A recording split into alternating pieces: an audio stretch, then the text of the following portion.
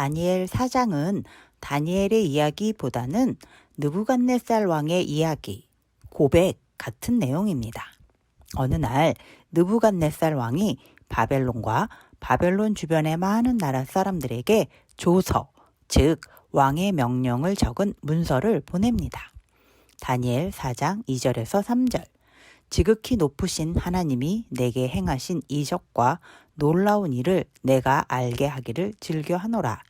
참으로 크도다 그의 이적이여, 참으로 능하도다 그의 놀라운 일이여. 그의 나라는 영원한 나라요, 그의 통치는 대대에 이르리로다. 느부갓네살 왕이 하나님의 이름을 높이고 하나님을 찬양합니다. 하나님이 하시는 일이 가장 크고 하나님의 능력이 가장 크시다고, 하나님의 나라는 영원하시다고 하나님을 찬양합니다. 이게 어떻게 된 일일까요? 느부갓네살 왕에게 무슨 일이 있었던 것일까요? 느부갓네살 왕이 평안하게 잘 있던 어느 날 꿈을 꾸었습니다. 너무 놀랍고 두려운 내용이었습니다.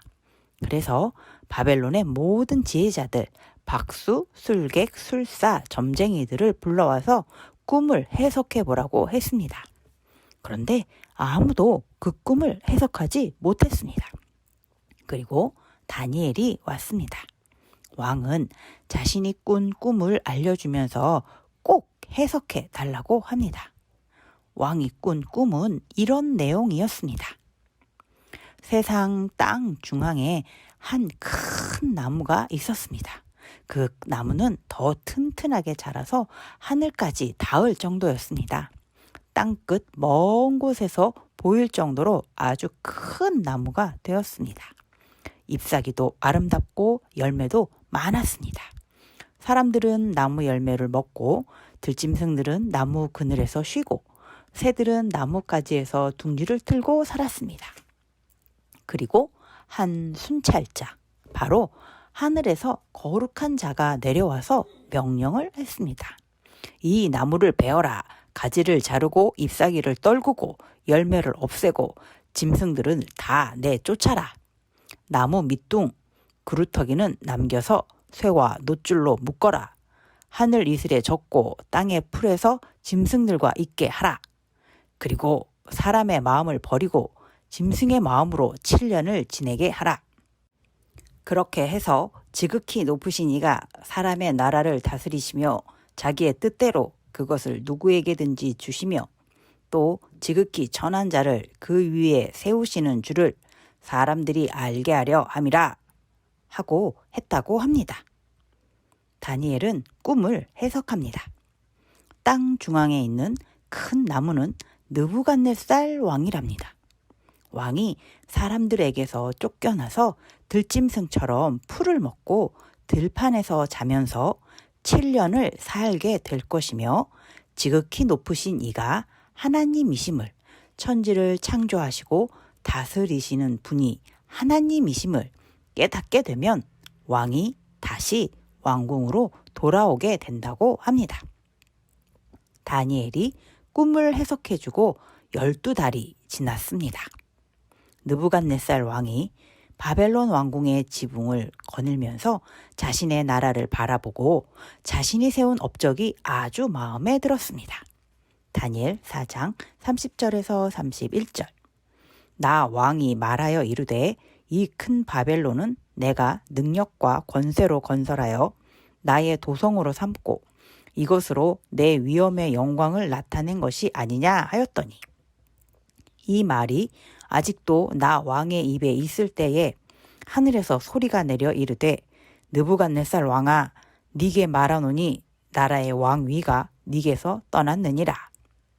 느부갓네살 왕이 바벨론을 바라보면서 자신의 능력과 업적을 보고 매우 만족스러워하고 있을 때 하늘에서 소리가 들렸습니다. 느부갓네살 왕이 이제는 왕의 자리에서 쫓겨나게 된다고 합니다. 다니엘 4장 33절. 바로 그때 이 일이 나 느부갓네살에게 응함으로 내가 사람에게 쫓겨나서 소처럼 풀을 먹으며 몸이 하늘 이슬에 젖고 머리털이 독수리 털과 같이 자랐고 손톱은 새 발톱과 같이 되었더라. 느부갓네살 왕은 자신이 꾼 꿈처럼 변했습니다. 왕궁에서도 쫓겨났습니다. 들짐승처럼 들에서 살았습니다. 7년을 들짐승처럼 살았습니다. 다니엘 4장 34절. 그 기한이 참에 나 느부갓네살이 하늘을 우러러 보았더니 내 총명이 다시 내게로 돌아온지라.